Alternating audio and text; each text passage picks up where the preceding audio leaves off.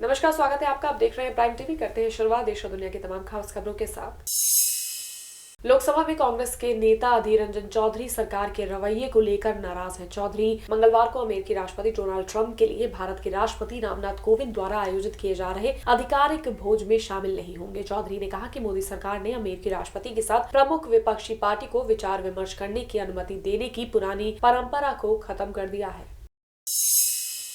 Samajwadi party अध्यक्ष अखिलेश यादव ने अमेरिकी राष्ट्रपति डोनाल्ड ट्रंप की भारत यात्रा की तैयारियों पर सवाल उठाते हुए कहा कि केंद्र की नरेंद्र मोदी सरकार पर हाई प्रोफाइल दौरे पर जनता की गाड़ी कमाई के सैकड़ों करोड़ रुपयों की फिजूल खर्ची करने जा रही है। उन्होंने कहा कि ट्रंप को नमस्ते कहने के लिए कई लाख लोगों की भीड़ जुटाई जा रही है, लेकिन दिखावे की तमाम कोशिशों के बावजूद सच्चाई पर पर्दा नहीं डाला जा सकता। नागरिकता संशोधन कानून के खिलाफ जारी प्रदर्शन के दौरान अलीगढ़ में दो जगह ऊपरकोट, शाहजमाल और दिल्ली गेट इलाके में उपद्रव हुआ। मौके पर पहुंचे पुलिस और प्रशासनिक अधिकारियों ने लोगों को समझाकर मामला शांत कराया। शाम 6 बजे से रात 12 बजे तक के लिए इंटरनेट बंद कर दिया गया है। वहीं दिल्ली के जाफराबाद के पास मौजपुर में दो गुटों के बीच पथराव हुआ।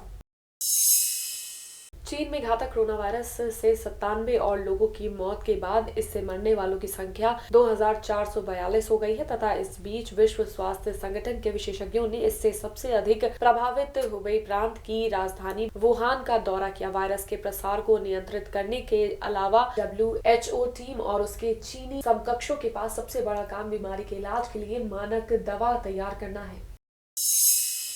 अमेरिकी राष्ट्रपति डोनाल्ड ट्रंप 2 दिन की यात्रा पर भारत पहुंच रहे हैं। वो अमेरिका के 7वें राष्ट्रपति होंगे जो भारत यात्रा पर पहुंच रहे हैं। 2 दिन की यात्रा में ये 36 घंटे भारत में बिताएंगे। इस दौरान उनका कार्यक्रम बहुत व्यस्त रहेगा। उनके साथ उनकी पत्नी मेलानिया ट्रंप, बेटी इवाना ट्रंप, दामाद और प्रतिनिधिमंडल भी भारत पहुंच रहा है। ये कार्यक्रम में अमेरिका के ह्यूस्टन में हुए हाउडी मोदी की तर्ज पर हो रहा है। यात्रा के दूसरे दिन मंगलवार को ट्रंप का राष्ट्रपति भवन सुबह 10 बजे आधिकारिक तौर पर स्वागत किया जाएगा।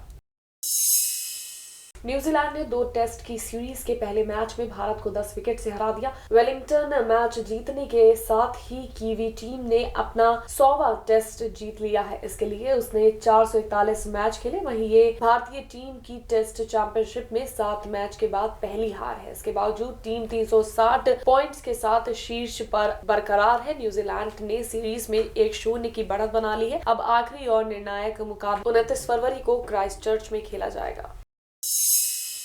मैक्सिको में समुद्र किनारे एक अजीबोगरीब जीव मिला है। ऐसा माना जा रहा है कि ये बहकर समुद्र किनारे आ गया था। स्थानीय लोग इसे देखकर अचरज में हैं। इस जीव का सिरा तो डॉल्फिन जैसा लगता है, लेकिन इसकी पूंछ मेढक के बच्चे जैसी दिख रही है। इस जीव की आंखें नहीं है और दांत बेहद नुकीले हैं। कहा जा रहा है कि ये प्रशांत महासागर की बहुत गहराई वाले इलाके से बाहर आया है। उस जगह सूरज की रोशनी तक नहीं पहुंच पाती है और इसी कारण संभवतः उस जीव की आंख नहीं है।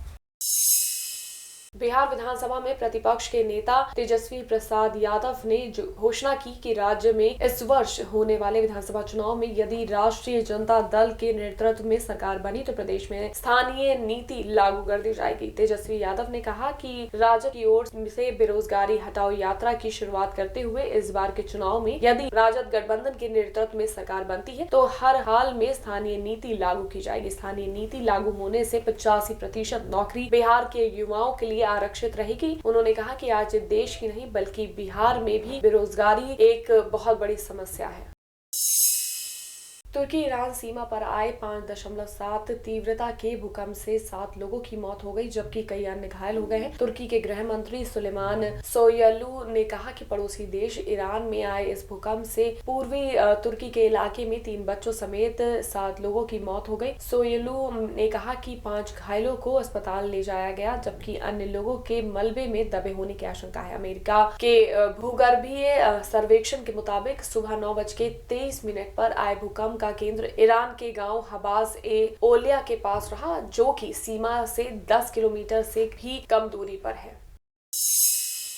महाराष्ट्र के मुख्यमंत्री उद्धव ठाकरे अक्सर केंद्र की नरेंद्र मोदी सरकार पर निशाना साधते रहते हैं। उद्धव ने प्रधानमंत्री के रेडियो कार्यक्रम मन की बात की आड़ में पीएम मोदी पर तंज कसा। मुख्यमंत्री ने अब कहा है कि उनकी सरकार को निशाना बनाने वालों को पहले अपने राज्य की समस्याओं को सामने रखना चाहिए। उन्होंने कहा, महिलाओं के खिलाफ हर अपराध निंदनीय है और इस तरह की कोई घटना दोबारा नहीं होनी चाहिए। सीएम ने आगे कहा कि महाराष्ट्र में कोई दंगा नहीं हुआ, जहां महाविकास अघाड़ी की सरकार है। ये शिवसेना, एनसीपी और कांग्रेस का असंभावित गठबंधन है।